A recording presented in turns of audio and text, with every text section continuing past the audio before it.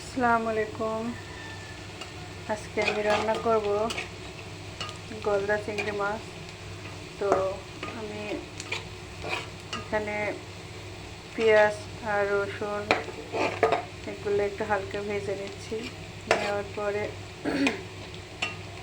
শুকনো মরিচগুলো দিয়ে দেবো। পেঁয়াজ আমার হালকা ব্রাউন কালার চলে আসছে।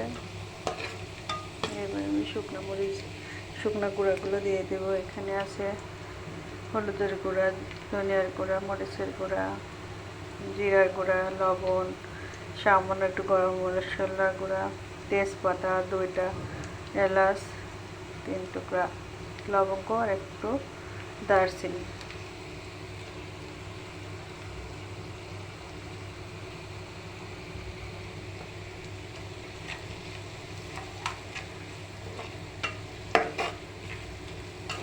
হালকা ভেজে নেব।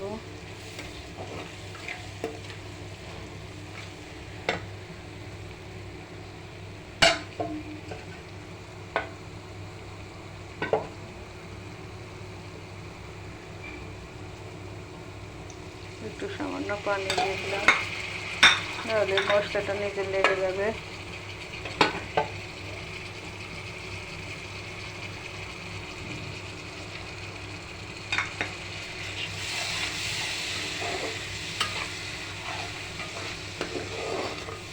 পুরো মশলাটা একটু কষানো হয়ে আসলে আমি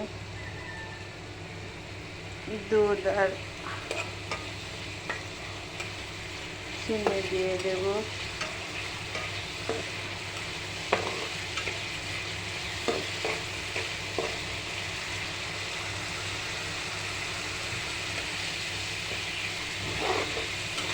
যে কোনো সবজি বা যে কোনো তরকারি রান্নার আগে মশলাটা যদি সুন্দর করে কষানো হয়,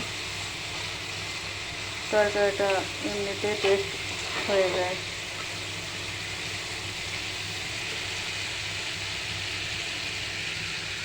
তো এখন আমি গুঁড়া দুধ, একটু টমেটো সস আর একটু চিনি দিয়ে দেব।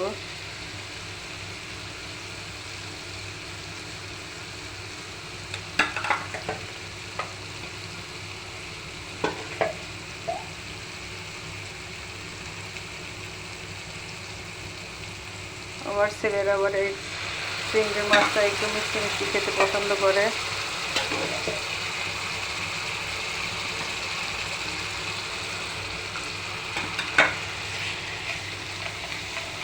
এই জন্য হালকা মিষ্টি করে রান্না করি। এবার আমি সুন্দর করে মশলাটাকে ভালোভাবে কষিয়ে নেব।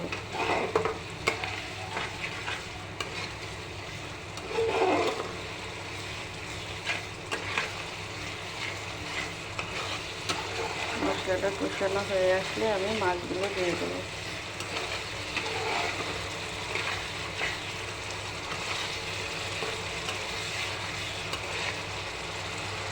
যতক্ষণ না উপরে তেল ভেসে উঠবে ততক্ষণ আমাকে কষাতে হবে।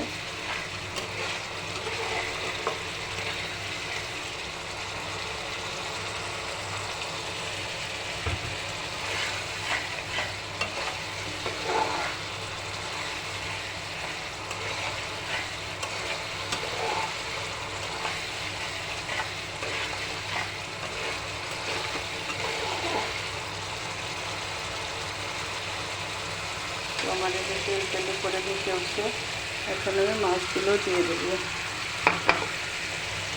মশলার সাথে মাছটা আবার সুন্দর করে একটু কষাতে হবে।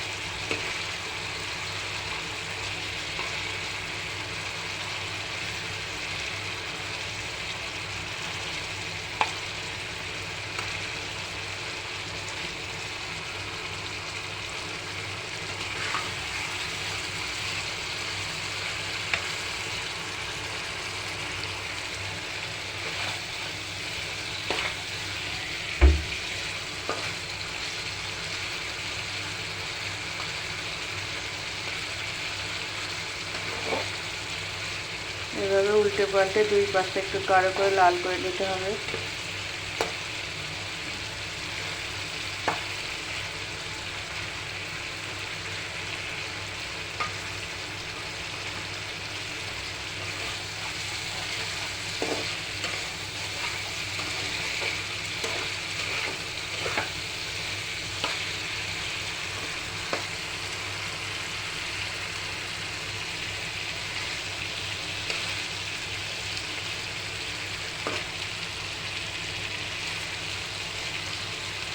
কষানো হয়ে গেলে আমি সিদ্ধ হওয়ার জন্য আর একটু পানি দিয়ে দেবো।